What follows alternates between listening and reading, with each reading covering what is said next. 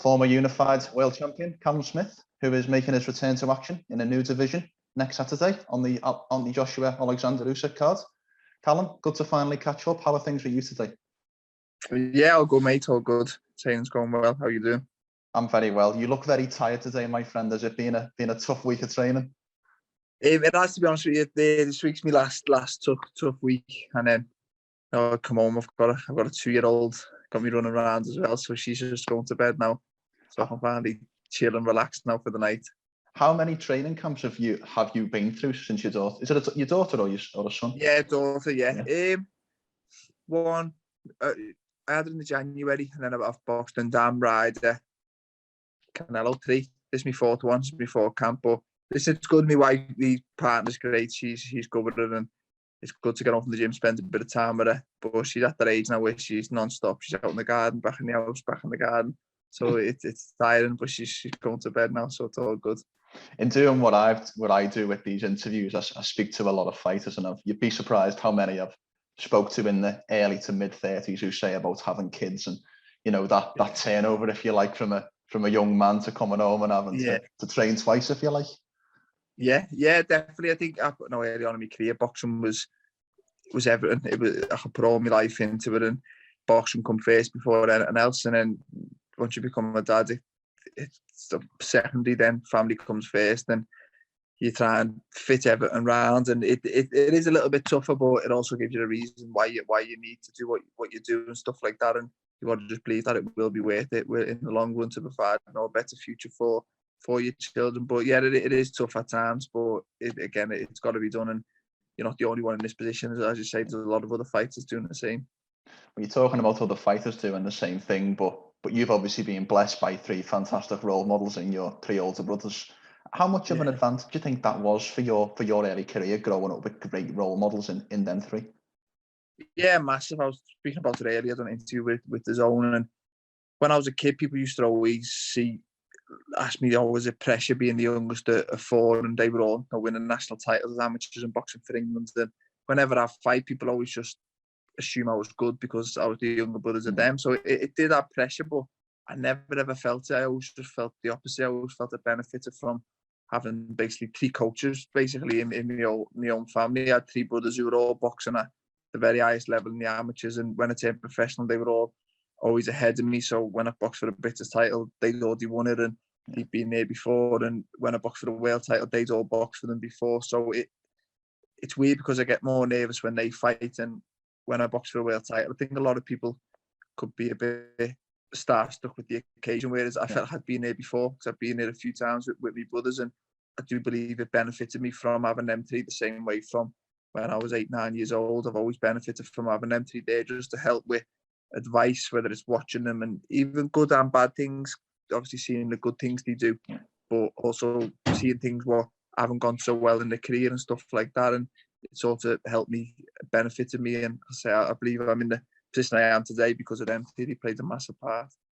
We've got your fight next Saturday, the 25th, and then 2 weeks after that, we've got Liam's headlining bout against Anthony Fowler. Something I wanted to ask is, obviously 2 brothers had massive fights within 2 weeks of each other. It's got to be some form of advantage because you guys are training and peaking and cutting weight at a similar time frame.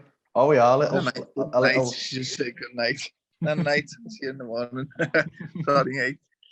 Go on, carry on. I was just saying, so obviously you both yourself and Liam are peaking at a similar time. That's got to be a benefit in terms of training, in terms of pushing each other, in terms of intensity. Definitely. I've always said it. That's why boxers are different. Some boxers like to take themselves away from family and locked away in camp, like the old Marvin Hagler style, and some like the home comforts and perform better with that, and some like a quiet gym with just them and the coach and one-to-one time, some like a busy gym. And I think coming from a good amateur setup in the Rotunda and then going on to the GB setup where it's kind of a team environment, I've always liked a busy gym. I've always liked a good atmosphere. And then when I turned professional, I was saying my brothers, Anthony Crawler, Scott Quigg, and I've always liked that environment, and I've always felt it brought out a little bit more in me. I don't care what any fighter says. You get days where you get up in the morning and you're sore off the day before, and you don't really feel like doing what you need to do. When you get to the gym, you have a bit of a laugh in the changing rooms, and then you all do it together, and they kind of pull you through it. And I've always, boxing's hard to time your camps together, but this one's been really good. Me and Liam are 2 weeks apart, and seen it. Look, probably see on Liam's Instagram yesterday, we were doing our sprints together and stuff like that. We've done a lot of stuff together this time, and we always competitive and bring each other on and push that little bit more out of us. So definitely, it is easier when you're meeting someone else to go and do your running than having to get out and go and do it on your own. Boxing's a lonely sport as it is. When you get through them ropes, you try and make it as much as a team environment outside of it. Well, you've always been so synonymous with the Rotunda, as you mentioned, and obviously I know you spend a lot of time down at Joe Gallagher's, but obviously I know you spent some time over in the States, and now you're working very closely with Buddy McGirt. Talk to me about that change in your camp and how perhaps that came about. Yeah, I reached a point where I just felt I needed to change a few things that happened, not just at the one point, just over the years, a few little things that I just felt the relationship wasn't what it was, and I needed to change, I needed to move, and it come at a point in my career where I just lost, so there wasn't no rush to make a decision. I could sit back and take my time, and I had to look around at different trainers, and I just felt the minute I'd done a bit of work with Buddy, we gelled pretty well. He's often always achievements speak for himself, both as a fighter and as a coach, but just because he's a good coach for some fighters doesn't mean he'll work for you. Everyone's different, and I needed to make sure he was the right coach for me. And I think as the weeks have gone on, I'm more and more happy with my decision. And he's a very knowledgeable coach, and I do believe even just one camp under him, I've improved as a fighter, and hopefully we'll see some of them improvements on the 25th. Yeah. Look, I wanted to ask you about the Canelo fight, and before I say anything, I want to be very respectful and say whatever I say, I don't want to mean to come off as offensive in any way. But obviously, suffering your first defeat as a pro last December, how difficult was that, and how do you think, what changes have you made other than perhaps bringing Buddy in your preparation? Yeah, it's tough. No one likes to lose, and I think as a fighter, when you go on such a long unbeaten run, from the amateur, I was unbeaten as a professional. You win numerous titles, and you kind of, as much as no one's unbeatable, you kind of build this invincibility about you, and you always believe that I get it right on the night, and the best version of me will beat anyone in the opposite corner. And to lose, you kind of burst that bubble, and it strips you down, and you kind of, there's two ways I could have looked at it. I could have looked for excuses, reasons why, I lost because of this, or I underperformed because of this, or you've got to just take it on the chin. The better man on the night won. He was better than me on the night. He beat me well, and I've got to just look at why that happened. And in my opinion, it wasn't the best version of myself in there. I've got to look for reasons why that was, and I've just got to aim to improve. And if I don't do that, then there was no point in happening. If you don't learn from it, then you're not going to become a better fighter for it. So yeah, it was tough to take at the time, and regardless of who I lost to or how good he was, it's still a loss, and it's still a loss, and I never intended on happening. But I do believe I've learned from it. I've made changes in my team and in my setup, and I believe I'll be a better fighter because of it moving forward. One of the key points of this fight is, as I mentioned, moving up from super middle to light heavy. And it's kind of, correct me if I'm wrong, but it's always been one of the debates around your career. Are you a super middle, a massive super middleweight, or a slightly perhaps undersized 175er? But was the loss to Canelo, did that prompt the decision to move up a weight, or was this something that was inevitable? I think it was inevitable, since I've been getting told since I first did professionally, it'd be a 175 soon, it'd be 175 soon, and I've always done it, and my body was mature and I was getting bigger, but I was still, I brought a good nutritionist on board, and we were doing it correct, and I was still performing. And then I think the Rad's performance and then the Canelo performance back to back were both under par performances from myself, and I think you've got to just listen to your body. I've been at this weight a long time. I am big for it, so I think it was just time to make the change and move up. And I think with the layoff after the fight and making 175 now, there's no way I believe I'd make 168 again. I think, I don't know, I get messages of my mates and stuff like saying, how high have you bulked up to the weight yet? And I still have to lose a lot to get to 175. It's just not as much to obviously get into 168. But I just think sometimes you've got to listen to your body. I was 6'3", and my frame was getting bigger and bigger over the years, and it just reached a point where I do believe it was starting to affect my performances that little bit. And even if it takes away 1-2% at the very highest level, that's a loss. So I've got to just listen to my body and try and set myself new goals, and that's to be a 2-weight world champion. What's your walk around rate out of interest out of camp? When you start a camp, what are you walking around? I don't know, to be honest. I don't really want to finish like a fight or whatever. I'm not one of these on the scales constantly. And even when I start camp, I tend to just eat better. Yeah. See my body change a little bit, and then when I'm starting to get it, I start monitoring it. But it's at the minute now after this fight, it's no. I was over 14 stone and stuff like that. Yeah. So I do think I've got a big frame, 6'3", but once I'm in camp, I do live a good life. I live a good life outside the camp anyway. I don't balloon up like a lot of your fighters kind of thing. But I think that's just good genetics, because my diet sometimes terrible when I finish the fight. But I've got a bad sweet tooth.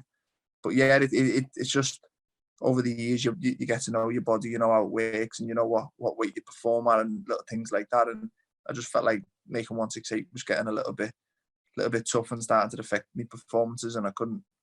100% performance at the highest level, and you lose, and losing was tough, and I don't want that to happen again. Yeah. Well, look, obviously we look at 175, and there's 3 recognised world champions at the major organisations. Obviously, another at the IBO. So it's not the worst decision to move into in terms of the world level. Is there a specific world champ that you look at and you go, he's the one in an ideal world that I want, or is it just? No, not really. In the same, when I was at 168, I said I want to be a world champion. I believe if you're good enough, you'll beat whoever, get your opportunity at 168.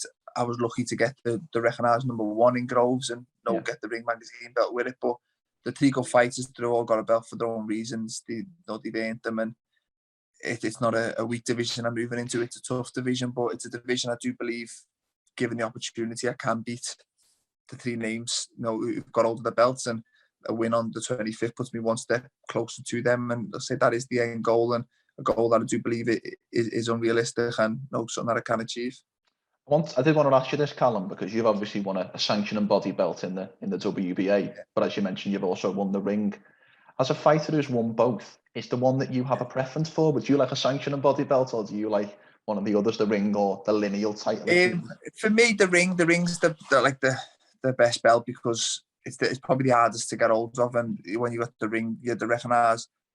You can have 4, like you just said, there's 3 champions at light heavyweight who all probably tell you I'm champion of the world, but only one of them can be the best in the world, and that's normally the Ring Magazine champion. And to win it, it's got to be the #1 fight, and for a vacant belt, it's got to be the #1 fight and the #2 in a division, and that's why there isn't one at every weight, because unfortunately the 1 and 2 don't always fight each other. It's so easy for politics to get in the way and fights not to happen. And that welterweight, we'd all love to see Spence v Crawford to see who the genuine #1 is. Hopefully we will get to see that. And same at a lot of the weights, the heavyweights, some have Joshua as #1, some have Fury. It's just the Ring Magazine at the minute, Tyson Fury's the #1 heavyweight in the world, and until he loses it, then no one else can kind of take that claim. So that was the one that was special for me. But winning just a governing body world title was always the aim as a kid. I never thought I'd win a Ring Magazine title, to be honest with you.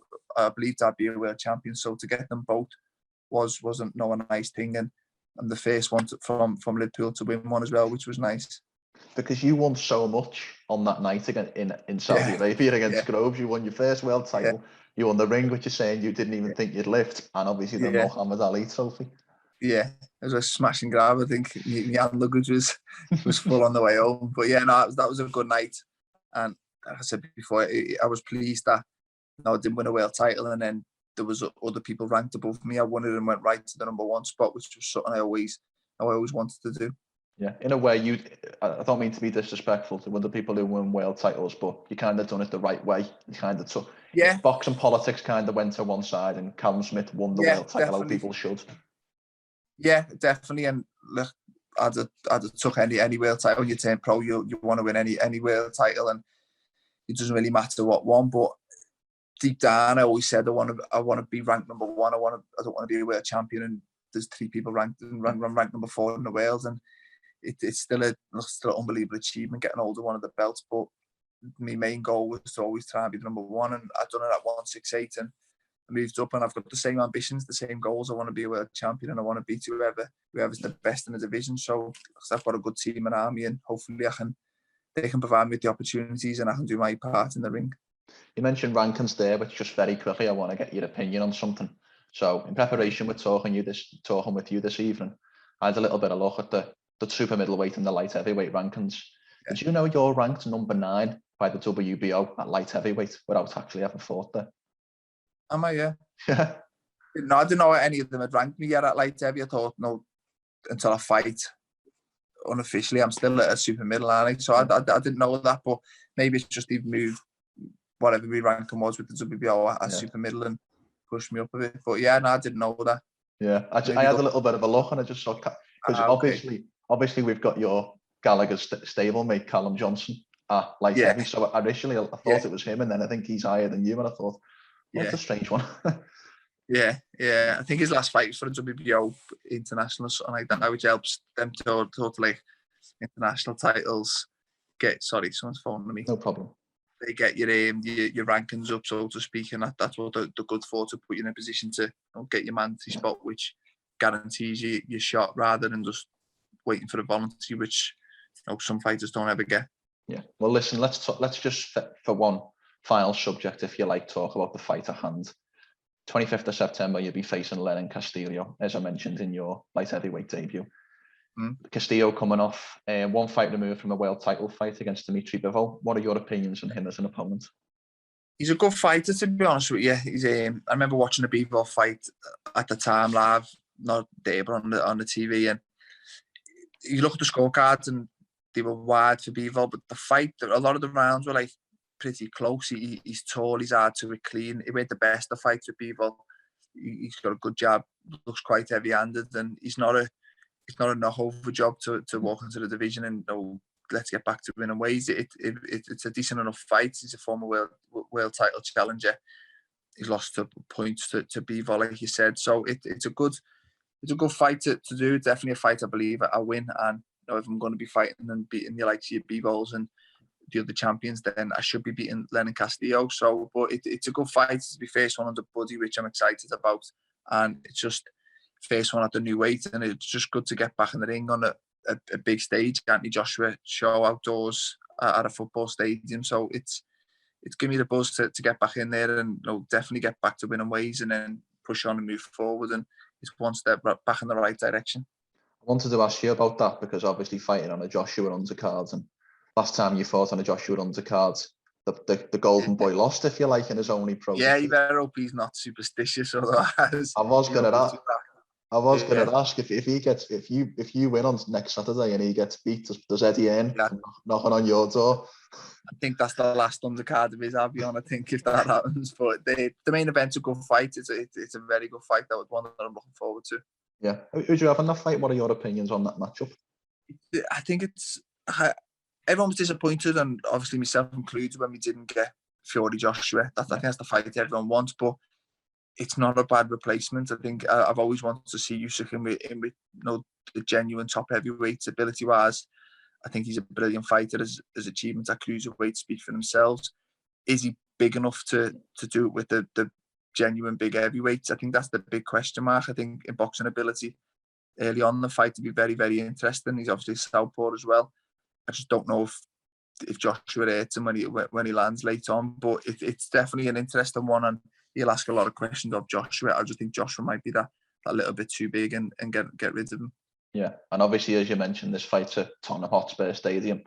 I remember around about 3 or 4 years ago, Callum, being in a Liverpool match when you walked out on that pitch. I think you'd just been crowned. I remember being in the main stand that day and walking out, obviously being a massive boxing fan, and you coming out. And I can't remember if you mentioned fighting in Anfield, but getting obviously fighting at another football team stadium next Saturday. Does that give you any hope, if you like, that one day we could see a Callum Smith fight in Anfield?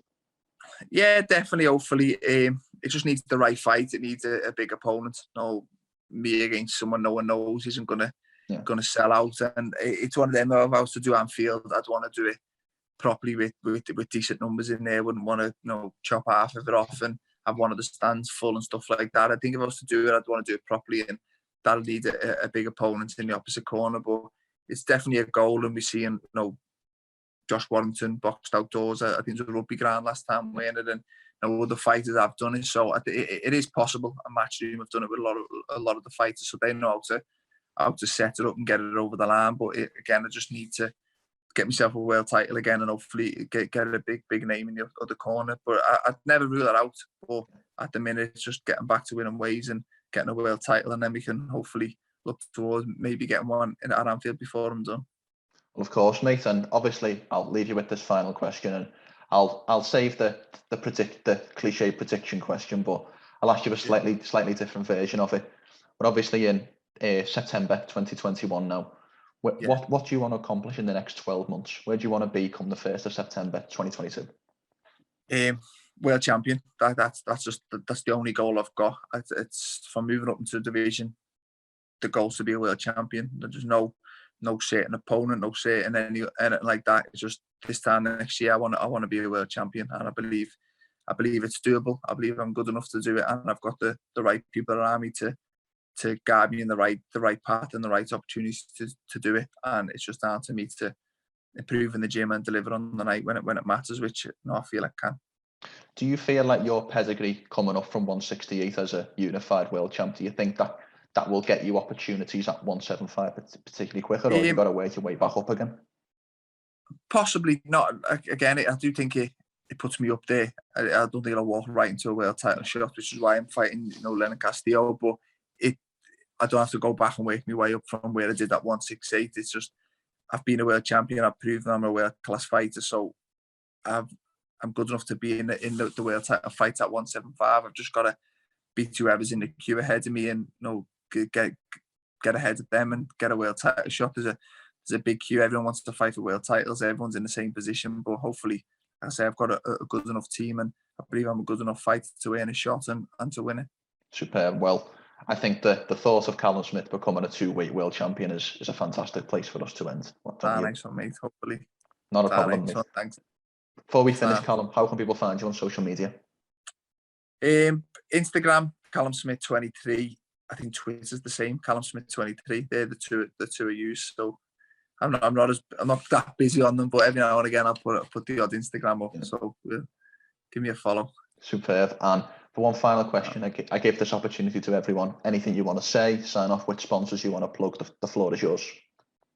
No, just thanks for the support. I've always had great support, especially from my own people in Liverpool. And I'm proud to be from this city. It's a great fighting city, and I'll continue to try and do us proud and hopefully bring another world title back to the city. Superb, mate. Thanks for your time today. Mate, take it easy.